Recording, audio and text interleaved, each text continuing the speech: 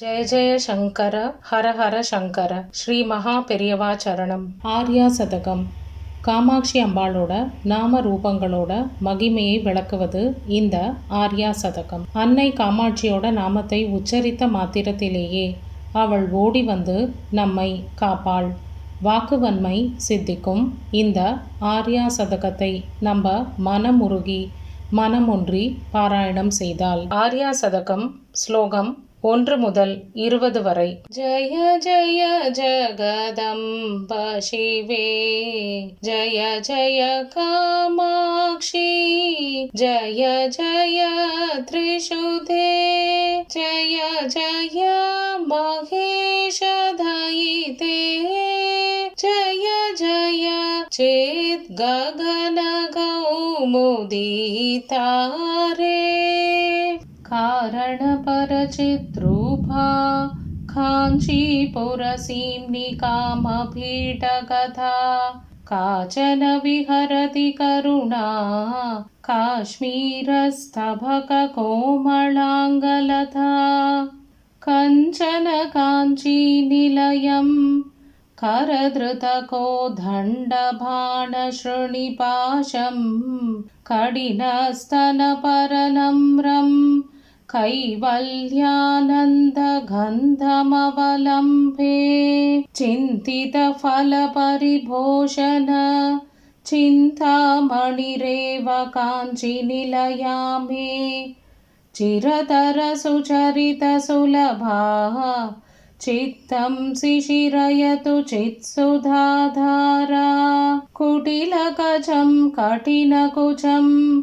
कुन्दस्मितगान्धिकुङ्कुमच्चायं, गुरुते विहृतिं काञ्च्यां कुलपर्वतसार्वभौमसर्वस्वं, पञ्चशरशास्त्रबोधन परमाचार्येण दृष्टिपादेन, काञ्चीसीम्नि कुमारी काचन मोहयति कामचेतारं, परया काञ्चीपुरया पर्वतपर्याय भीनकुचपरया, परतन्त्रावयमनया पङ्कजसब्रह्मचारिलोचनया, ऐश्वर्यम् इन्दुमौलेः ऐकात्म्यप्रकृतिकाञ्चिमध्यकथम्,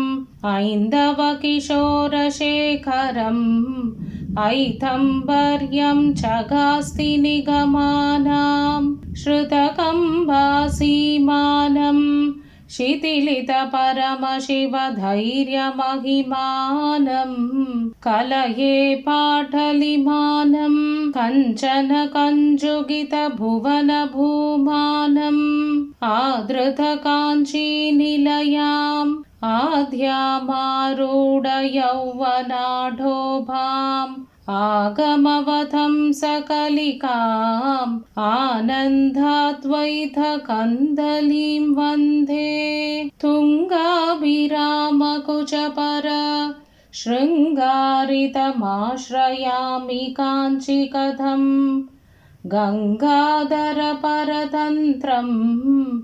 शृङ्गाराद्वैततन्त्रसिद्धान्तं, काञ्चीरत्नविभूषां कामपि गन्धर्पसूदिकाभाङ्गीं, परमां कलामुपासे परशिववामाङ्गपीडिकासीनां, कम्बाधीरचराणां करुणाघोरगितदृष्टिपादानां, केळीवनं मनो मे केषाञ्चित् भवतु चित्विलासानाम्, आम्रधरुमूलवसतेः आदिमपुरुषस्य नयनपीयूषम्, आरब्धयौवनोत्सवम् आम्नाय रहस्यमन्थरवलम्बे, अधिकाञ्ची परमयोगिभिः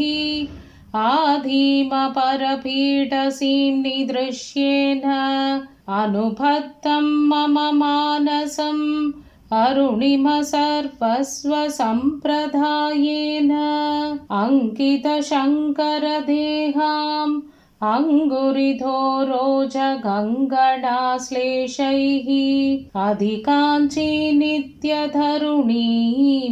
अद्राक्षं काञ्चिदद्भुतां बालां मधुरधनुषा महीधर जनुषा नन्दामि सुरभिबाणजुषा चित्वपुषा काञ्चीपुरे केळीजुषा बन्धुजीवकान्तिमुषा मधुरस्मितेन रमते मांसलकुचभारमन्दगमनेन मध्ये काञ्चिमनो मे मनसि च साम्राज्यगर्वबीजेन धरणिमयीं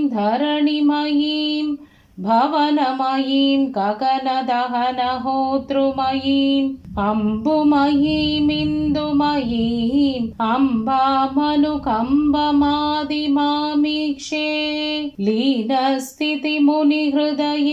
ध्यानस्थिमितं तपस्यदुपकम्बम् भीनस्तनपरमीटे मीनध्वजतन्त्रपरमतात्पर्यम् श्वेतामन्दरहसिते शाधा मध्ये च वाङ्मनोदीता शीतालोचनपादे स्फीताकुचशीम्नि शाश्वती माता। जय जय शंकर, हर हर शंकर। श्री महापेरियवा चरणम्।